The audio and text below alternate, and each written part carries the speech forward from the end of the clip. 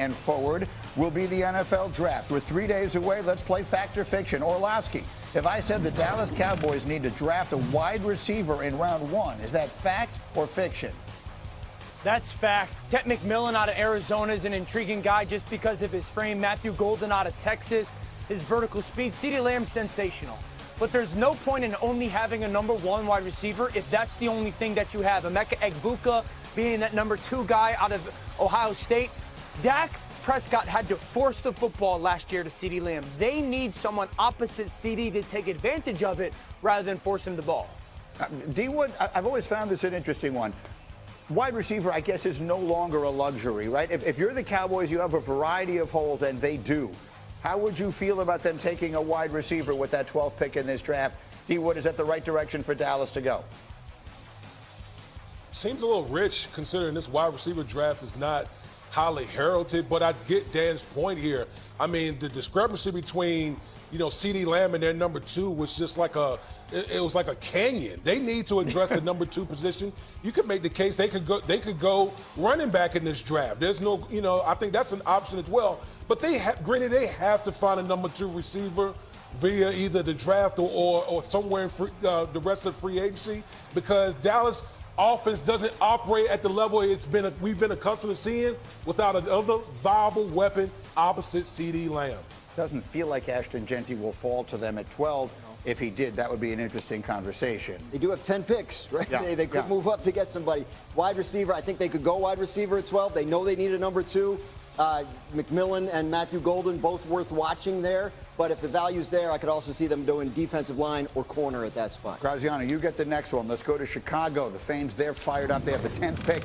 If I said the Bears will respect for the rest of the division, right? You had 3 playoff teams in that division last year, and obviously the Bears were not one of them. So fighting up what they're going to do. If the running back is sitting there at 10, Dan, should they take him?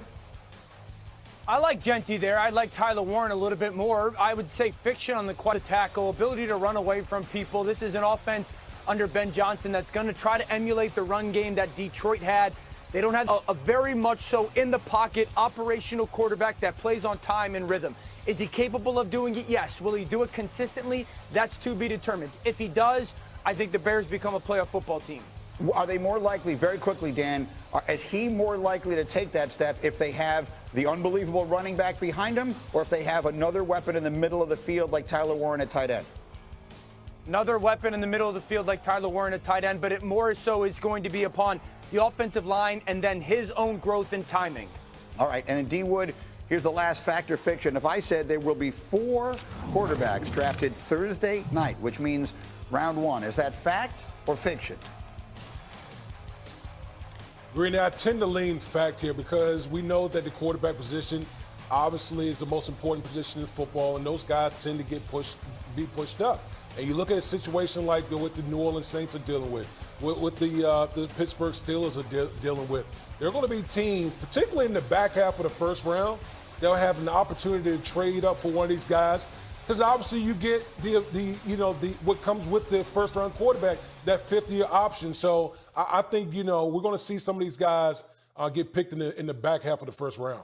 Graziano, these are things that one can wager on. At ESPN Bet, at last check, the over-under was 2.5 quarterbacks in round 1. You do not bet on these things. I'll put that out there. But if you were to lean one way or the other on that, which way would you lean? If asked this question, fact or fiction, I would definitely lean fiction in terms of 4 quarterbacks being taken in the first round. I don't get the sense that teams are very excited about this group of quarterbacks after Cam Ward, who we all believe will be gone at number 1. So I would think 3 is probably the most you'll see, and I think even that at this point would surprise me. And again, Danny, and we opened the show with this.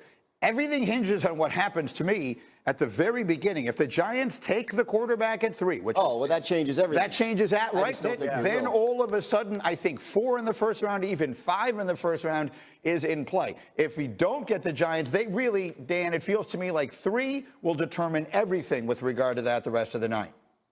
Totally agree with what happens at 3 kind of can send a domino effect that is going to be very shocking. I also think the Saints at 9. If the Saints take a quarterback at 9, we will get fireworks. And I don't think they're gonna. And which quarterback? Right. Everyone is telling me they're not going to. And if they do, which quarterback could they take? Which will leave the ball in the middle of the field. He's athletic enough to be able to create some stuff outside of the pocket, and there's a lot of physical talent that goes with his game. What a story he is, beginning his college career at Incarnate Word and now working all his way to becoming the #1 pick in the draft. All right, Shedeur Sanders, the most talked about player in the draft. What do you see as his ceiling? I think he's a quarterback that you can win games with. We've fallen in love and kind of faked ourselves into believing there's only one way to play quarterback in the league and to win with and to draft with, but we're seeing Jared Goff and Baker Mayfield and Bo Nix, that guys that you, as long as a good offensive line, good people around him, good play caller, can win with. I think Shedeur, with his timing, rhythm, how smart he is and plays on time, how tough he is, I think he's a quarterback you win a lot of games with. Now remember that Goff and Mayfield were both the first picks in their respective drafts. And then let's go to Jackson Dart, who's another total wild card in this first-round conversation. What do you see as his ceiling? Yeah, for me, he's the guy that 2 or 3 years from now we look back and go, man, people are wrong on him. He's the steal of the draft, essentially. I just believe, Greeny, when you watch his tape, he's so similar to Bo Nix last year, and wow, a lot better than I had anticipated. I think you got to build crossers into his game.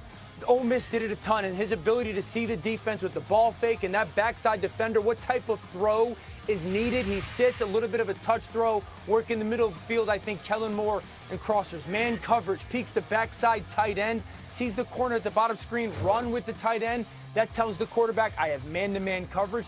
Now you have a trailing defender, so that ball has to be thrown with a little bit more of a firm type of ball, led to space. Beautiful throw open to that receiver on that crosser. Teams who drafted Jackson Dart, the team, will have to make this a part of their offense. Same type of thought process. That crosser, this time, that backside defender sits there. You see the ball get firmed right now.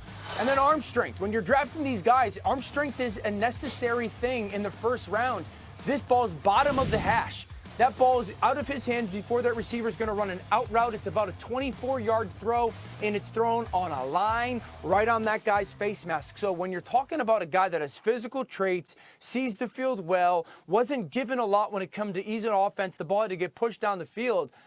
For me, since day one, it's been Jackson Dart as the intrigue.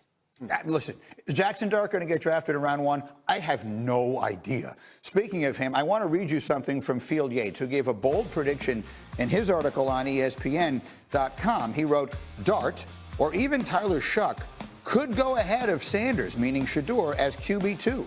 I've spoken with people around the league who think it's possible Dart winds up following Miami's Cam Ward among the passers. Regardless of how highly rated a QB is on our own boards, the order they are taken is going to be decided by a small group of QB-needy teams that see each of them differently. And I guess that, Graziano, is, I've been trying to say this, and he just said it pretty nice and concisely there, Field, that if we were to do all these things by consensus, then there would be no question that Shedeur Sanders would be the second quarterback off the board. Probably. Right? But these things aren't done by consensus. You don't have to get like every team to agree on something. You just need one team to like one guy better than another guy, and that guy could easily be Dart. Yeah, they don't have a meeting where all 32 teams show up and they set the order. Like it's if the Saints pass at 9 and the Steelers pass at 21 and there's only one quarterback taken in the first round, then the question of who the second quarterback is up to whoever picks one next. And if the Browns or the Giants or the Saints or whoever like Jackson Dart better than Shedeur Sanders, then